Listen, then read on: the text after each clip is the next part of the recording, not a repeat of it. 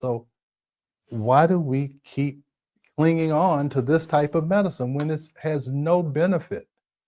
Okay, it only benefits a certain section of society, which is the people that are controlling the pharmaceutical industry and controlling medicine and controlling healthcare.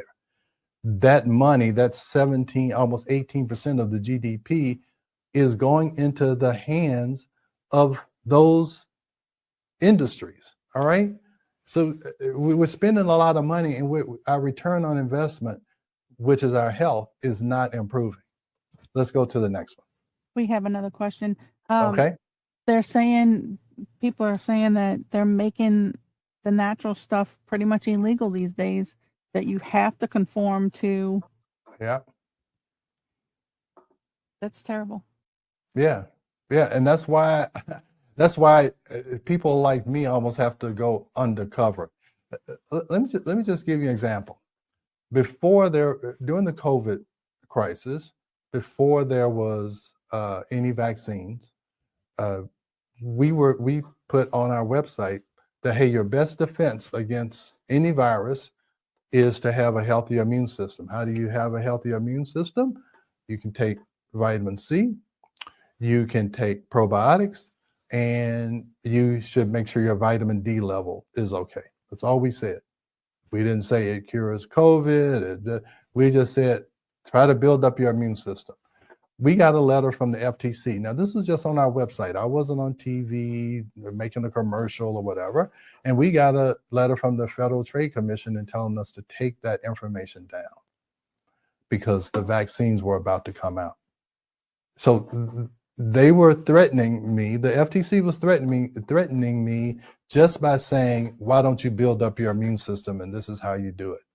So that's the level of control that the government is just being pressured by lobbyists from these institutions that are making money. All right.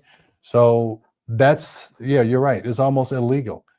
Some of the things that I do in the office, I don't say anything about it. I don't publicize it because I know the climate that I'm in. All right. So anyway, let's move on. All right. Allopathic medicine now, it's popular thinking, but the problem with popular thinking is that it doesn't require you to think at all. It's easy to do what other people do and hope that they thought it out. And that's what we do. I mean, we're looking at reality TV and looking at all these other people and how they live, and we think that that's how we're supposed to behave. Okay? There is no reality in reality TV, people. Yeah, it's not. And it's all about trying to get you to do something, to buy something. This is a materialistic consumerism world. So everything you see or hear is trying to get you to do something. And hey, I'm on this podcast trying to get you to do something. I'm trying to get you to think differently. Okay, everybody's trying to persuade you. All right, so just know that. Yes, if you're looking at this, I'm trying to persuade you. I'm trying to persuade you to think for yourself. All right, and Einstein said this: we cannot solve our problems with the same thinking we use to create them. So I hope I've shown you that we have created a problem in our healthcare system. Allopathic medicine, thinking that we can heal people or cure people by giving them a drug that your body has no idea what it is. It's never seen it before.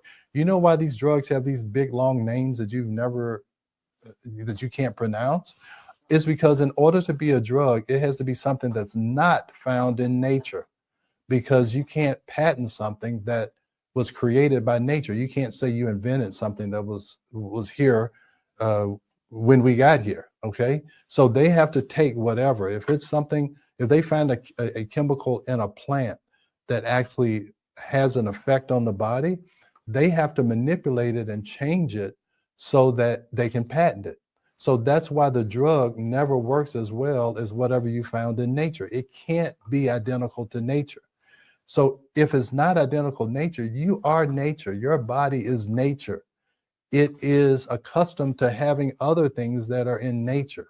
So when you present something that is not found in nature, your body has no idea what to do with it.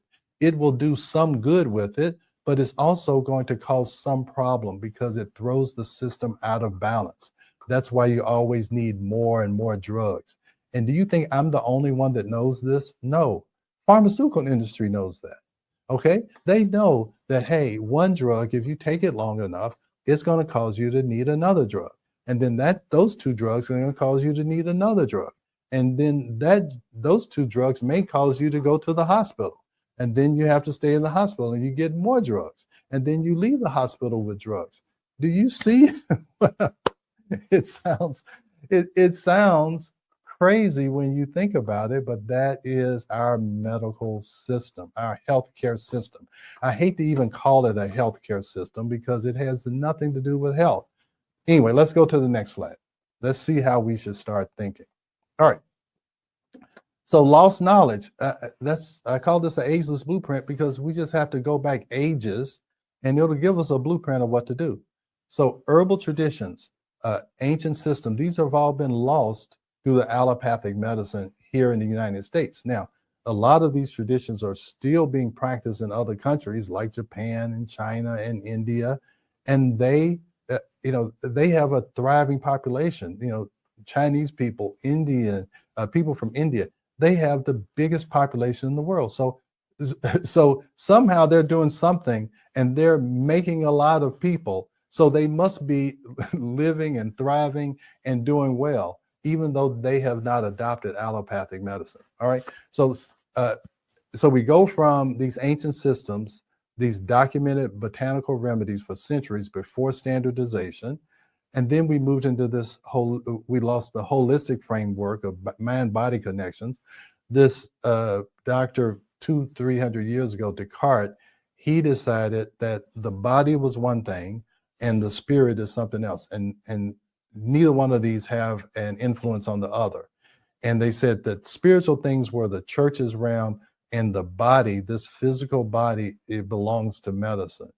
And when you separated it, it just totally threw off the whole system, okay? Because spirit and mind are totally connected to the body. When you disconnect it, you throw off the balance and the harmony, and that's why people feel so disconnected, because they see the body as something separate from their mind and their spirit. And that's what this podcast is about. Also, is to try and reconnect this, because that was a false assumption that these are separated. It's totally scientifically proven that your spirit and your mind and your body are 100% connected. All right. Now, cultural knowledge, indigenous wisdom passed through generations was systematically devalued. So the indigenous people in America, they totally devalued their history for thousands and thousands of years. Rebel, like you were talking about, Africans who came here, totally got rid of their whole system of healing and herbs and all this. And then they took them to another country where their tradition, what they traditionally grew, was no longer there. So they had to change their epigenetic makeup to be able to deal with a new food source and food supply. All right. And now, this is what I'm trying to do, is this integrative understanding. When is conventional medicine beneficial and when is it not? When do we need to start looking at other forms of healing? So it's these complex healing systems reduced to unscientific by mainstream medicine. And that's what they're trying to do now. But I really have faith that more and more people are talking about the things that I'm talking about. I started talking about this 25, 30 years ago when we wrote those two books. Is there's another way to think about medicine other than the way I was taught. All right. So I believe more people are waking up and realizing that these drugs didn't do anything. I'll tell you when I realized it, when I saw my parents, how they lived the last 10 years of their life taking a bunch of medications, and I saw that how their body deteriorated. And that is when I started this journey of I'm going to be different. I'm not going to be declining when I'm in my 60s. I want to be on an incline. I feel more alive now at 64 than I probably did at 44. I feel wiser. I feel more energetic than I ever have because